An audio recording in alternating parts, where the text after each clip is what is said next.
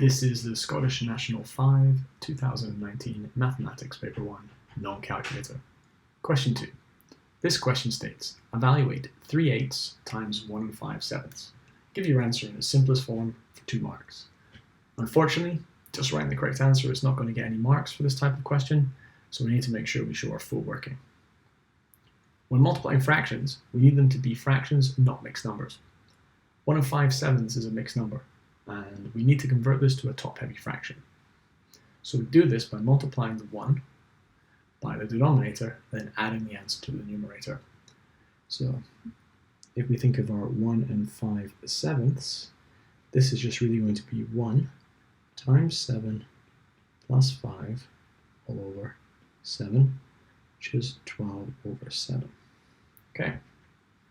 Now that we have it as a top-heavy fraction, we can multiply them together. So 3 over 8 times by 12 over 7. So the question wants its answer in its simplest form. Now we can either simplify before we multiply, or we can simplify after. Let's look at both. Let's do simplifying after. So we multiply the numerators together. So that's 3 times 12 over 8 times 7, which gives us 36 all over 56. Now we have got a fraction, but it's not in its simplest form. So we need to look for a number that is common to both the numerator and the denominator. That means that we can divide them by the same number. So we can divide 36 by 4, and we can divide 56 by 4. So if we divide 36 by 4, we get 9, and if we divide 56 by 4, we get 14, giving us a final answer of 9/14.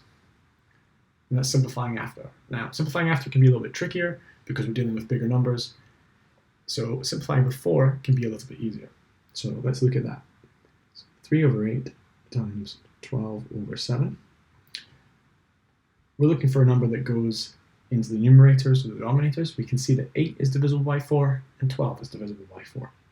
So 8 divided by 4 is 2. 12 divided by 4 is 3.